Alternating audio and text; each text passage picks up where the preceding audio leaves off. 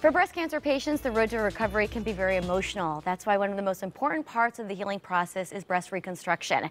Today, we're going to learn about the DIEP flap procedure. This is a new state-of-the-art surgery that's now offered at the Hewitt Center for Breast Wellness. Joining me now from Griffin Hospital are Dr. John Riley, the Chief of Plastic Surgery, Dr. Mark Melendez, the Assistant Chief of Plastic Surgery for Breast Reconstruction, and Alice Sirocco, a patient who had the surgery, and we're going to talk to her about it today. Thank you all so much for being here. Thank you. Dr. Riley, let's start with you. Why don't you give me some of the highlights, some of the details of the Hewitt Center? Well, Hewitt Center is a facility where patients in this area can get the most advanced, comprehensive breast care around. It just, as a matter of fact, received national accreditation to care for patients for all types of breast disease, not only when they have disease, but also for routine mammography, et cetera. And when I say routine, it's done on the most advanced equipment available as well.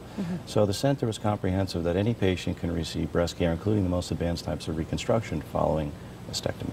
Okay, and Dr. Melendez, we're talking today about the DIEP procedure. Why don't you break that down for us? Sure. It's a deep inferior epigastric perforative flap. So essentially what we're doing is taking tissue and blood vessels from the lower aspect of the abdomen and transplanting that to the chest wall to create a natural-looking breast. And the benefits of this surgery compared to the typical reconstruction? Women are able to use their own tissue from their own body and be able to perform this type of procedure to create such a natural-looking breast. So there's no implant involved at all here? No, there isn't. The advantage of using this tissue is that they don't have to use implant, and for long-term outcomes is much better than using implants. Now, can the procedure be done concurrently with a mastectomy? Absolutely.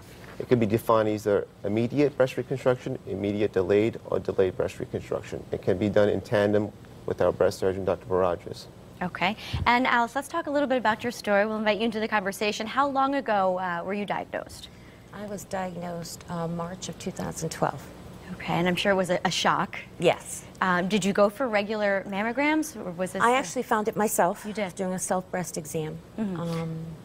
I found it in January. I had surgery in March, and then that was followed by chemotherapy. I had a single mastectomy. Okay. I didn't have reconstruction right away. I wasn't sure. The recovery time was not, I am a single parent, so I couldn't take that much time off, so I just wanted to took it slow. Sure, but eventually you did go ahead and have this Yes. Procedure that we're talking about today. Yes, end of July, I went to Dr. Riley's office. I met with him a couple times. I was leaning more towards saline or silicone implants, and then they started discussing this procedure. I won't repeat the word, but this procedure, and I had that in August. You did, and how do you feel today? I feel great. You do? Yep, I had it at Griffin Hospital.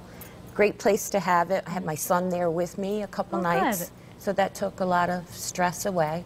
You know, you wake up to smell chocolate chip cookies cooking That's in not the so kitchen, bad, right? You know. He loved it. Oh, good. Dr. Riley, tell me why Alice was a good candidate for this procedure. We like to start and think about who isn't a good candidate Okay, for fair the enough, sure. procedure. Because, as we discussed already, implants have long-term issues. Some patients prefer them, but we find now that it's only patients who don't have a full breadth of understanding of all the options for breast reconstruction, including the deep flap that Alice chose. So we have a long-term outlook that we want them to have the most natural appearing soft breast, as opposed to the implants, which over time don't perform nearly as well. And Dr. Melendez, if someone is considering this procedure, what are the questions they should ask their physician? I think what's important for the patient to ask if the surgeon they're looking at has been fellowship trained. Okay. I was trained at Johns Hopkins. I had a high volume of patients coming to our facility looking for this type of surgery. That's one question. Second question is what's right for them, and be able to be informed of all the options of breast reconstruction. At a facility, it can provide a comprehensive service. Very good. Well, let's put the information up on the screen. If you need to find more on the Hewitt Center for Breast Wellness at Griffin Hospital, you can call 203-732-1300 or visit griffinhealth.org/CBW. Doctors, Alice, thank you so much for being here. Thank you. Thank you. All right, coming up next, we're going to give you a preview to the Connecticut International Auto Show right after the break.